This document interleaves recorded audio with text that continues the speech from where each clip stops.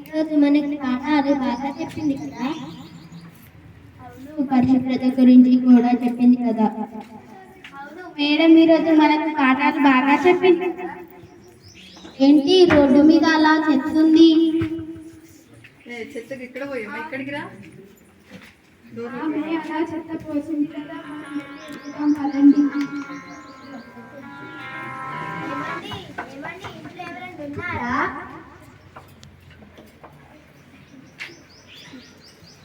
ఏంటి పిల్లలు ఇలా వచ్చారు? మీరేంటి చెత్తను రోడ్డు మీద వేశారు?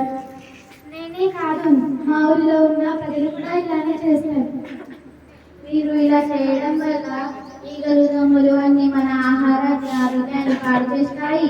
అలాగే మీరు దబ్బున పడతారు. ఇదే కాకుండా మీ గ్రామ ప్రజలు కూడా దబ్బున పడతారు. ఇప్పటికైనా మీ పరిసరాలను పరిశుభ్రంగా ఉంచుకోండి. మీరేంటి అప్పటి నుంచి ఇలా తగ్గుతున్నారు? ఇప్పటికైనా డాక్టర్ దగ్గరికి వెళ్దాం పదండి. నాకు 2-3 రోజుల నుండి జ్వరం వచ్చింది. ఇప్పటికైనా మనం డాక్టర్ దగ్గరికి వెళ్దాం పదండి. తొందరగా వెళ్దాం పదండి.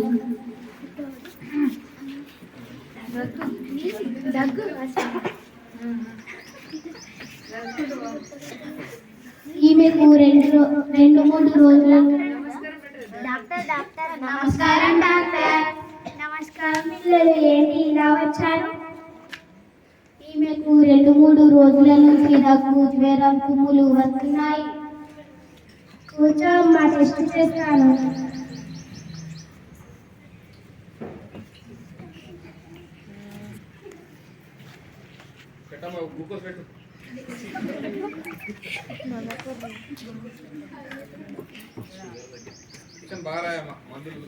గాలి పీల్చుకో, వదులు.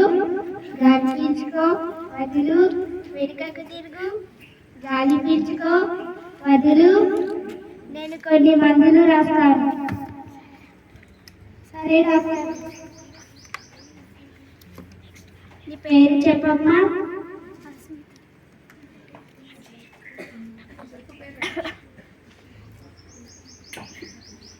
ఏజ్?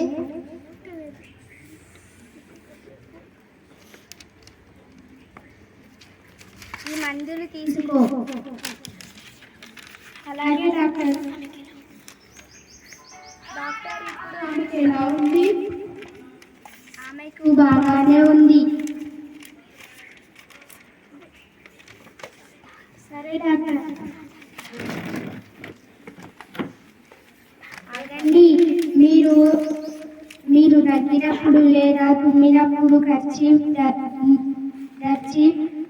పెట్టుకొని రకాలి. అన్నం తినే ముందు కూడా చేతులు సబ్బుతో కడుక్కోవాలి. మనం బయటికి వెళ్ళినప్పుడు కూడా శుభ్రంగా కాళ్ళు చేతులు కడుక్కోవాలి. సరేనా పిల్లలు? సరే డాక్టర్.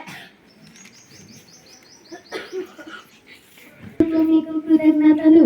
పదండి, మనం మన వీధిని శుభ్రంగా చేసుకుందాం.